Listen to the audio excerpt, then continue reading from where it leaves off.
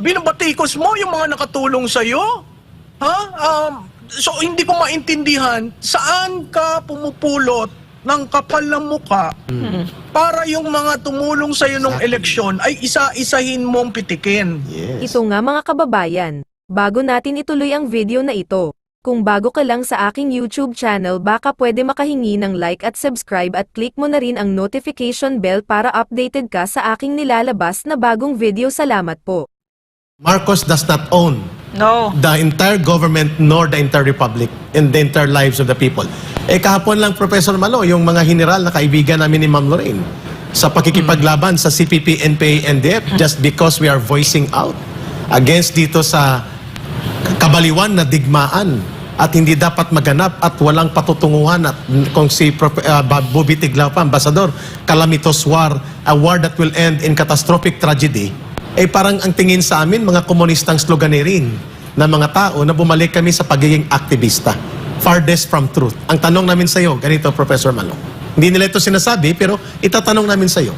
In the last 2 years, na pumunta si Marcos Jr. pabalik sa pagiging tuta, ang gobyerno niya ng Estados Unidos, ng gobyerno ng Amerika, 37% increase in investment in economic projects ng China sa Southeast Asia napunta sa bansang Vietnam, Thailand, Malaysia, Indonesia, and Brunei. Wala napunta sa Pilipinas. Ang malala, pinutol at naputol at pinaputol ang mga ugnayan sa pagpapalaki ng mga big ticket projects at pagtutuloy-tuloy ng suporta na nasimulan at nagkaroon ng tensyon.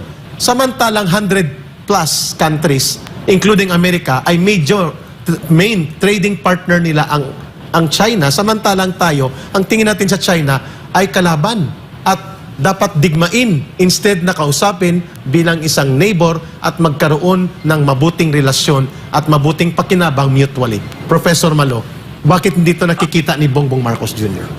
Alam mo, Eric, tama ka dyan, no? At on 2 instances, nagkita si President Xi Jinping on the request of President Biden. Iba ang pinag-usapan nila. Mukhang magkaibigan sila. This week, si State Department Blinken will again go to China. Si Yellen, yung US Treasurer, yung sa Federal Reserve, also talk to her counterpart. So, merong isang card na pinapakita na they can work things out, ang Amerika at ang China. Pero, ganun rin, may hit na ginagawa para, sandali lang, in case magkaroon ng hindi magkasundo dito, pwede nating ikabig sa Southeast Asia. Alam mo, ang nakakalungkot pati doon, lahat ng Southeast Asian neighbors natin, isa tayo sa original ng Southeast Asia eh.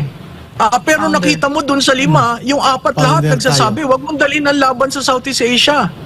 Hindi dito. So makikita mo, it's a very unpopular decision regionally, domestically, probably for him. Yes. Now, if he's only thinking of himself and his legacy, this will sink him. Yes, correct. Because Filipinos do not like to have a proxy war with China. So in other words, Professor, what we're seeing is somebody, a president who really has no real love for country, and his real love is money. Yes. No, I mean it's very consistent, very consistent And very obvious. with this scandalous plunder that we're seeing right in front of our very eyes, like with the PCSO. It's so shameless. I mean, they don't really care. There's no shame anymore. There's nothing. No, it's very consistent with what we see, no? Yeah. Ma'am, idudugtong kong Alam mo, just to quick retort kay Dr. Lorraine, ang parati kong tinatanong yung frame of mind eh. Sige. Kasi makikita mo dito sa war framing niya, paiba-iba eh. Yes. Isang oras, sasabihin niya, na-rescind niya. Tapos hahanapin niya, nasan ba yan? Meron ba? Ay, hindi ko maintindihan. Ano ba, wala pa kayong complete staff work? Yeah. Nandyan lahat ang record sa Malacanang, nandyan lahat ang record sa DFA. Bakit ang taong bayan na naghahanap at pinapakita sa'yo? Ito yung commitment, sir. Nasa annexes ng arbitral decision nung tayo nag-file. Claro. I'll tell you why, Professor. I'll tell you why. I'll echo lang what Pierre RD said. Wala kayong alam. Yun. May pera ang pinanggalingan nyo, yaman ang sinandigan nyo, at manipulasyon sa tao, kaya kayo naluklok sa poder. Pero walang alam. Dahil Amateurs. wala silang alam. Professor Malo, Yeah. maganda yung Amateur sinabi ka. mo complete staff work. It appears Hindi nila alam yan. Hindi nila naintindihan ito na inamin mismo ni Voltaire Gasmin. General Voltaire Gasmin, Yes, previous yes. DND, open source. Pwede naman nilang tingnan na sila ang nakipag-usap sa China at sinabi nila ang mga agreements na yan na dinatnan lang ni Pangulong Duterte at inayos. So ngayon, sinasabi ni Professor Maloteque ay hinahanap niya dahil sino bang dapat sisisihin niya? Patay na at nakalibing na si Noynoy Aquino o si Rodrigo Duterte na naging kritiko niya ngayon? At saka Eric, for the president to say, kung yan, I'm rescinding it. That's presidential? Very And then, unprecedented. the following, you look for, ano ba yung talagang pinag-usapan? Hindi naman sinasabi sa akin, come on, this is live, ha? Yes. You say that to the, kaya nga ako frame of mind Yes. At makikita mo, What a disaster. Whenever there is a document for him to read, he performs well. Performs Pag well. binabasa niya. Yeah. Pag in-interview, he stutters and go to as far as the moon. So, I don't know. Nakita mo, Professor Malo, no? Mamaya komentaryuhan mo. Pati doon, naging scriptwriter siya, naging floor director siya, at naging press Yeah, con drug facilitator sa drug bust sa Batangas. Staged. Oo, Yeah. ang pulis, hirap na hirap. Anong Shameful. gagawin? Yeah, Pinagtawan. horrible daw sasabihin mo doon sa sundalo mo, Huwag mo sasabihin lang, come on. First time. First. Sa presidential stage. Terrible. Nakita mo yung ganong... Pero nakita mo Professor and Eric, no? Kung gaano ka-amateur itong team na ito. Exactly. Cheloy Garafil was there, no? And yet, Nandun sila. it was the president that moderated for a captain, a police captain. Na First in walang Philippines. kalam-alam. It's just so shocking. And there were no, basta so many things were Yeah. contaminated talaga yung no? So, Ma'am, itong tanong natin. At saka Sige, tingnan mo yung behavior ng mga kasama niyang Yeah. cabinet. Di ba Yeah. parang, hindi mo maintindihan kung nagulat sila na sabi ko, ano ba ito? Na-shock. Mama Lu, ito yung tanong ng taong bayan na gusto namin marinig sa iyo. The first time kong narinig si Pangulong Duterte, nang sinabi niya that the government of Marcos Jr. is more towards the exercise of authoritarian powers rather than exercising and observing democratic procedures in the government.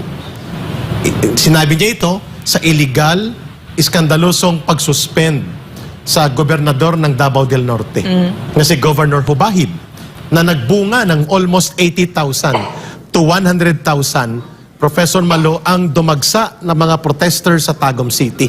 Kung kaya napilitan siya mag-script writing and mag-direct ng isang press conference sa bogus na drug by bust or drug bust or drug howl at pati ang kanyang asawa lumabas na sa pag-interview. Pangalawa, una sa kay Hubahib na suspension, binira na nila si Pastor Kibuloy, ang SMNI, mga programs nito, ginamit ang NTC, ginamit ang House of Representatives, pinsan niya.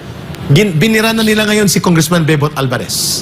Ngayon si Governor Mamba na naman. Ngayon ang mga local officials sa Bulacan. Kasi magkakaroon ng maisog rally.